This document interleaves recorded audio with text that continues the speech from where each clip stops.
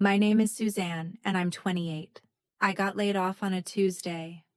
Clean, corporate, the kind of meeting where they thank you for your contributions and slide a severance packet across the table like it's supposed to soften the fall. I went home and did the responsible things first. Checked my bank app, updated my resume, told myself I'd land on my feet. 2 days later, my landlord reached out and said he needed to talk. I assumed it was about the apartment, maybe the repairs he'd been putting off. Instead, he told me someone had contacted him directly and offered $500 extra to end my lease early. Not next month, not at the end of the term. Early, fast, and with a deadline that made my stomach drop. It wasn't a stranger, it wasn't a mistake. It was my sister. When I called her, she didn't sound shocked or guilty. She sounded entertained, like this was a story she couldn't wait to repeat at dinner. The message was simple. This was for my own good. And if I didn't like it, I should figure it out. The worst part wasn't the money. It was realizing how quickly my life could be rearranged by people who claimed they loved me, and how calm they were while doing it. By the next afternoon, the situation got even uglier, even faster. Paperwork moved, timelines tightened, and I realized I had less leverage than I thought. So I stopped arguing. I stopped pleading. I said nothing, hung up, and made one call. And almost immediately, everything changed. Before I tell you what he said and what happened after I walked out, tell me, what time is it for you right now? And where are you watching from? I'm curious to see how far this story will travel.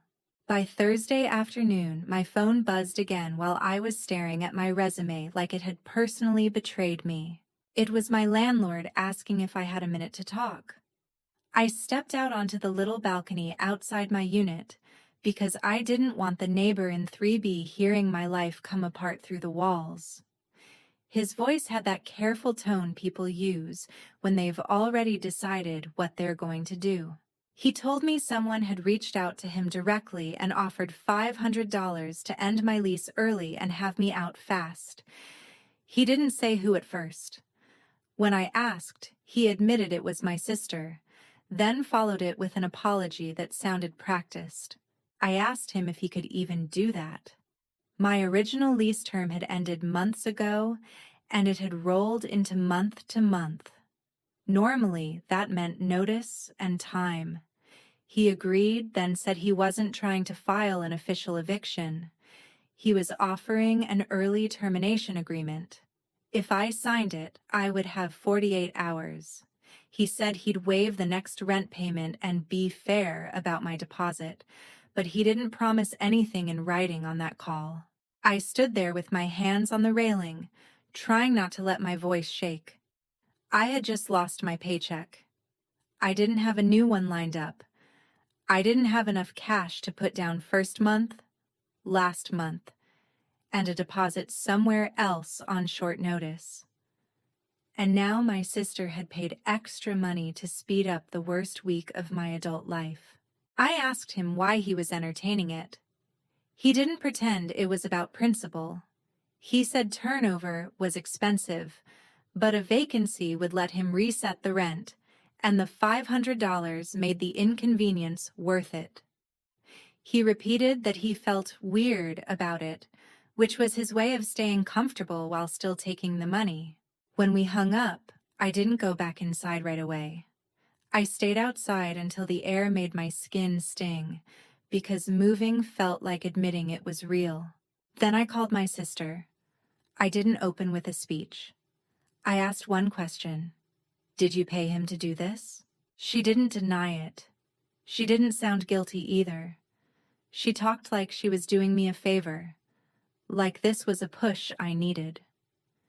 She kept it light, almost amused, as if my housing situation was a storyline she could control. The message underneath her tone was simple. This was happening, and I was supposed to take it. I ended the call before I said something that would get used against me later. After that, I called my parents. I wasn't asking them to fix my life. I wasn't even asking for money. I asked if I could stay with them temporarily while I figured out work and housing, because I did not have a backup plan that fit into 2 days. They said no. Not after thinking it over. Not after asking questions. Just no. Delivered calmly. Like it was a boundary they were proud of. My dad framed it as a lesson. My mom framed it as motivation. They used the kind of language that makes cruelty sound responsible. They kept saying love while refusing basic shelter. When I ended that call, something in me went quiet. I stopped expecting a sudden reversal, stopped waiting for someone to remember they cared. That evening, I walked my apartment like it was a checklist. I opened closets. I counted boxes I didn't own. I made 3 piles on the floor: essentials, replaceable, and impossible. I checked the trunk of my car and realized it wasn't a solution. It was just a container. I tried one more option before midnight. I texted a friend I hadn't spoken to in a while, someone who once said I could crash if I ever needed it. The message was read. No reply. I stared at the screen until my eyes hurt, then set the phone down and told myself I wouldn't beg twice in one day. Near 1 in the morning, my landlord sent a follow-up text asking for my answer by the next afternoon so he could plan accordingly. It wasn't a threat on paper, but it wasn't friendly either. It was the kind of message that reminds you who has the keys. I set my phone face down on the counter and started packing a bag, not because I agreed with what was happening, but because I finally understood the reality of my position. People who were supposed to have my back were coordinating my collapse, and I was the only one left to decide what came next. The next morning, I drove back to my building with an empty trunk and a tight feeling in my throat. I told myself I'd keep it practical, get in, pack what mattered, and leave without making it a scene. The parking lot looked normal from the street, the kind of place where nothing dramatic ever seems to happen. But the moment I stepped into the hallway, I knew I was already late to my own life. My key didn't work. I tried it twice, then once more slower, like that would change the outcome. The lock had been replaced. I stood there for a second, staring at the doorknob like it was a stranger's. My name was still on the mailbox. The door just wasn't mine anymore. I looked down the corridor and saw the piles before I reached them. Cardboard boxes, trash bags, a laundry basket I recognized, a shoe rack I'd bought online because it was cheap and good enough. Everything I owned was stacked along the wall as if it had been sorted by someone who didn't care whether it stayed clean, dry, or intact. A couple of neighbors walked by and didn't make eye contact. I couldn't blame them. In their place, I would have done the same. There's a specific kind of humiliation in seeing your life reduced to whatever fits in a box, especially when you didn't get to decide the timing. I crouched and started checking what was there. Some of it was intact. Some of it was not. A glass frame had cracked.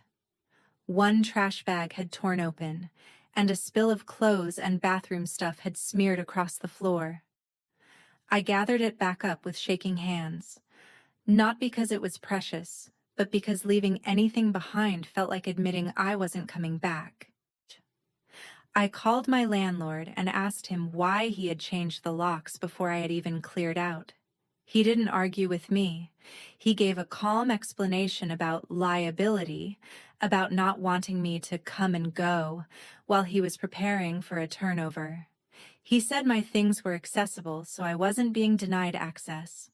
The words were tidy. The reality wasn't. I stopped talking before I sounded desperate. Packing became triage. I grabbed documents first, then my laptop, then the small things that become emergencies when you don't have a home. Medications, chargers, the one jacket that actually keeps you warm. I loaded what I could carry into the car and kept going back for more, trying to ignore how exposed I felt each time I walked down that hallway. At some point, I realized I was making decisions based on weight instead of value. I held a box of books for a second, then put it back down because it was too heavy and I didn't have the space or the strength. I told myself I'd replace them later, even though part of me knew that was a lie. People tell themselves to stay calm. When the trunk was nearly full, I sat in the driver's seat and stared at the steering wheel until my vision blurred. I wasn't crying in a dramatic way. It was more like my body was leaking stress because it didn't know where else to put it. I drove to a larger lot a few miles away, somewhere I thought I could park without drawing attention, and I spent the afternoon inside the car making lists I couldn't afford to complete. Find a job, find a room, find a way to get money fast without doing something that would haunt me. My phone battery was low from all the calls I'd made, and I kept dimming the screen to stretch it. Night came early in the way it always does, when you're watching the clock instead of living your life. I locked the doors and tried to sleep sitting up. The air inside the car went stale. Every sound outside felt too close. The seatbelt buckle dug into my hip whenever I shifted. I watched headlights sweep across the windshield and flinched each time because I didn't know what I would say if someone tapped on the glass and asked what I was doing. By morning, my neck hurt, my mouth tasted like old coffee, and my nerves felt raw. I drove back toward the same area out of habit, like routine could protect me. I pulled into a different lot and told myself I'd use the bathroom somewhere, wash my face, look human again. I left the car for less than 10 minutes. When I came back, it was gone. For a second, I just stood there, blank, staring at the strip of asphalt where it had been, waiting for my brain to catch up. Then I saw the posted sign about towing restrictions and permits, the small print nobody reads until it ruins their day. I checked the corners of the lot like maybe I'd parked in a different row. I hadn't. I called the number on the sign with hands that wouldn't stop trembling. A bored voice confirmed it had been towed. There was a fee to release it, plus daily storage. The number he quoted was more than I had available, and he said it like it was an ordinary fact, not the final punch to someone already on the ground. I asked what I was supposed to do. He gave me instructions, not sympathy. I stood on the sidewalk with my phone pressed to my ear, listening to directions to the impound office, and the world narrowed down to the simplest truth. The one place I'd managed to turn into shelter had just been taken from me. My trunk wasn't just packed with stuff. It was packed with the things I couldn't replace quickly, and now it was locked behind a gate I couldn't afford to open. I ended the call and looked around, trying to decide which direction mattered. Cars passed. People went about their Saturday errands. Nobody knew my life had been emptied out in less than 48 hours. I started walking because standing still felt worse, and because I didn't have anything else left that could move. A couple miles later, my feet carried me into the one place that didn't ask questions as long as you looked like you belonged. It was a grocery store I'd been to 100 times. Near the front entrance, beside the bakery, there was a small coffee counter with a few tables. It wasn't cozy, but it had Wi-Fi, outlets, and a bathroom. That was enough. I bought the cheapest thing on the menu, a small drip coffee, and took a seat where I could keep my back to the wall. My phone was barely alive. I plugged it in and watched the battery crawl upward, trying to ignore the fact that my car, my clothes, and most of my life were sitting behind a locked gate I couldn't afford to open. Around me, people moved with purpose. A cashier called for backup at the registers. Someone laughed near the floral section. The normalness of it made me feel even more out of place, like my week had slipped off the rails and everyone else was still following the track. When my phone had enough charge, I checked my account again. The number didn't change. I did the math anyway, because panic loves repetition. Then a notification appeared from the family group chat. I tapped it without thinking. Photos loaded, plans, a weekend getaway, a hotel lobby shot, restaurant pics, the kind of chatter that says everyone is fine and expects you to be fine too. I scrolled until my thumb went numb. No one asked where I was sleeping. No one asked if I'd eaten. No one asked anything. I put the phone down and stared at the coffee cup like it could give me an answer. What I felt wasn't sadness. It was clarity. They hadn't just refused to help. They had decided my discomfort was useful. I opened my notes app and forced myself into problem-solving mode. Shelter, transportation, income, paperwork. The last word looked strange on the screen, but it wouldn't leave my mind, because there was one fact my family treated like it didn't exist. My grandmother had owned the house my parents lived in. When she got sick, I was the one who showed up consistently.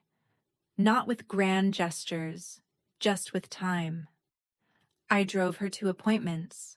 I picked up prescriptions. I sat with her when the house felt too quiet.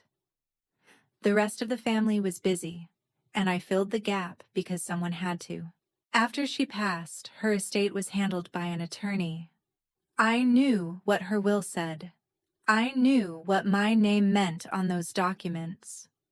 I also knew my parents had been living comfortably in that house for years as if it had always been theirs. I had stayed quiet because I told myself it was the decent thing to do.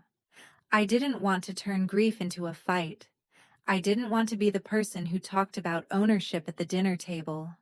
So I let the silence stand, and I paid what needed to be paid, thinking appreciation would show up eventually. Sitting in that grocery store coffee corner, I finally admitted the obvious. Silence doesn't earn respect from people who feel entitled. It just gives them room. I found the attorney's contact and stared at it until my pulse slowed. His name was Michael Hargrove. I hadn't called him in years. Calling him now meant I was done pretending my family would treat me fairly on their own. I stepped outside near the cart return so I wouldn't be surrounded by shoppers. The air smelled like wet pavement.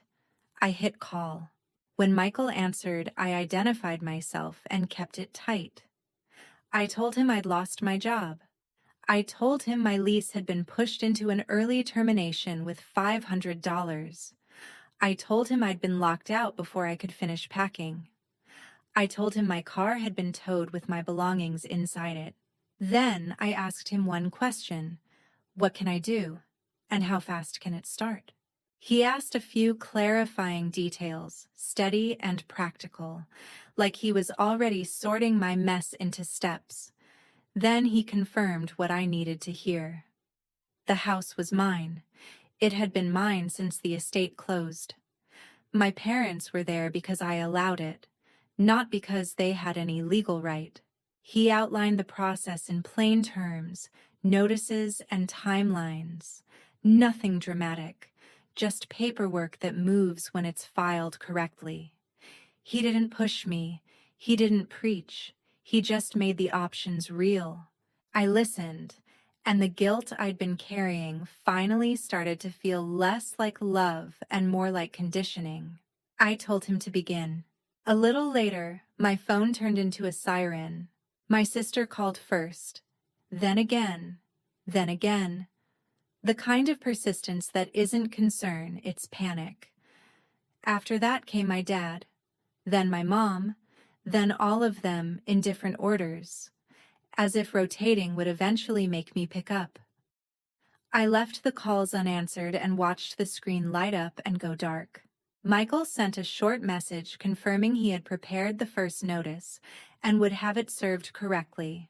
No drama, just a clean next step. I stayed at the grocery store café because it was functional. Wi-Fi, an outlet, a bathroom, people minding their own business. I bought another small coffee and kept my eyes on the front windows. One car pulled in and stopped, then another, then a third. I recognized the way they parked, too close to the entrance, like they were trying to shorten the walk and widen the impact. They came in together and scanned the seating area like they were searching for proof I still existed. My dad spotted me and moved first. My mom followed, already shaken. My sister came last, shoulders stiff, face tight. Not at all the person who had sounded amused on the phone. I didn't stand. I stayed where I was and let them crowd the table. They started talking over each other, trying to force a conversation into the shape they wanted. My dad's tone was controlled but sharp. My mom sounded like she was trying to cry quietly. My sister kept looking at my phone, like it was the weapon she couldn't take away. I waited until there was a pause and asked one question. "How did you find me?" Nobody answered cleanly. They didn't need to. They had been calling nonstop.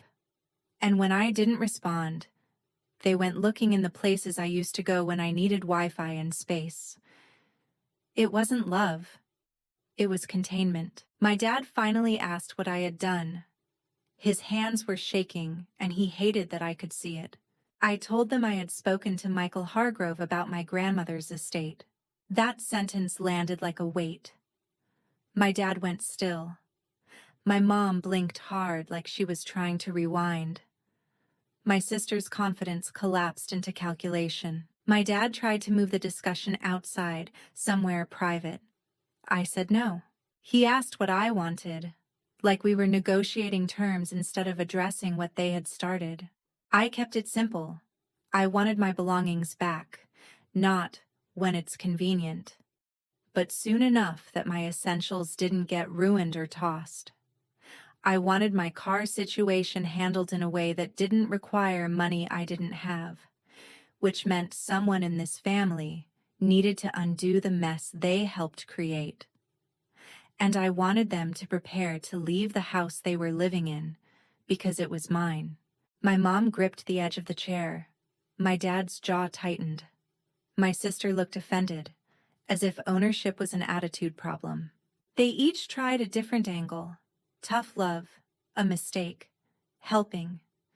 Different words, same intent. Get me to back down, get me to sign something, get me to accept that they could rearrange my life and call it guidance. I didn't argue. I told them the only fact that mattered. My sister paid $500 to accelerate my eviction, and the two of them supported it.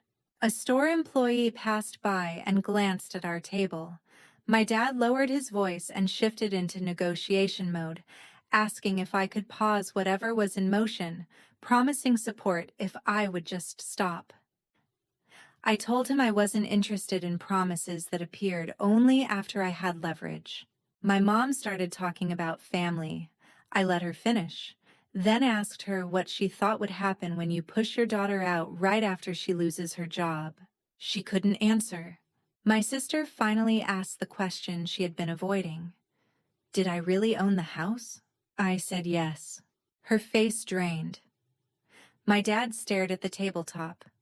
My mom looked between us with a new kind of shock. I stood up, picked up my bag, and told them they needed to start making plans that didn't involve me absorbing the damage. Then I walked away toward the aisles, leaving them at the table with nothing to control but their own panic. Over the next week, my family didn't calm down. They escalated. My dad stopped calling like a parent and started calling like someone trying to manage a problem. My mom left long voicemails that sounded gentle until you caught the message underneath. If I cooperated, things could go back to normal. My sister bounced between anger and fake warmth, as if the right tone would unlock me. Michael kept me on rails. He told me what paperwork would be delivered, what timelines mattered, and what not to say on recorded lines. Once the notice was in motion, my dad's panic sharpened. He asked to meet privately. I refused. I agreed to a public place with cameras and people around. He arrived talking fast, trying to frame what they'd done as discipline, not cruelty. He called it tough love. He used the word love like it was a shield. I didn't debate the philosophy. I told him the practical truth. I had been pushed out with a deadline I couldn't meet. My belongings were scattered, and my car was locked behind an impound gate I couldn't afford. He tried to pivot into negotiation. What would it take for me to stop? I told him I wanted my property treated like property, and I wanted my name untangled from his debt. Years ago, when he expanded his consulting work, he had asked me to co-sign a business loan. I was barely out of my teens. He called it a formality. I signed because I trusted him, and because refusing him in that house always had consequences. Michael had explained what the bank paperwork meant. The loan still had a balance in the neighborhood of $40,000. If it went bad, my credit would bleed with his. I told my dad I wanted off it, either through refinancing or repayment, and I wasn't accepting another vague promise. He said it couldn't happen quickly. He said banks didn't move that fast. He said I didn't understand business. I told him I understood enough to know he had used me. The next call came from someone outside the family. A man introduced himself as Ethan Caldwell, my dad's business partner. He asked to meet and talk through options. I picked a small diner near a busy shopping plaza. Ethan didn't waste time. He said my demand would create a crisis for the company. He talked about contracts, payroll, and people depending on stability, then tried to make it feel like my responsibility. I asked if he knew my sister had paid money to get me removed from my apartment within 2 days. He said he did, then dismissed it as family conflict, separate from business reality. My name on that loan had been business reality when my dad needed it. Now they wanted it treated like a favor. I told Ethan my co-signature was not a favor. It was risk, and I was done carrying it. He asked if there was a number that would make me back off. I told him the number was whatever it took to remove my name cleanly, and until that happened, the process would keep moving. He left looking irritated, like I had failed a test I didn't agree to take. My mom tried next. She asked to meet, and I chose a crowded cafe inside a grocery store because it was familiar and public. She arrived with puffy eyes and a careful voice. She apologized without actually owning anything. She said they were scared for me. She said they never thought it would get this bad. I asked her what she thought an early termination and a lock change would do. She offered a deal. If I dropped the notice, they would help me job hunt, connect me with better opportunities, and support me while I got back on my feet. It sounded generous until you heard the condition. Give up leverage first, then accept their control again. I told her I wasn't a project. She accused me of punishing the whole family and warned me I was breaking something that couldn't be repaired. She expected that to scare me into compliance, and it almost worked.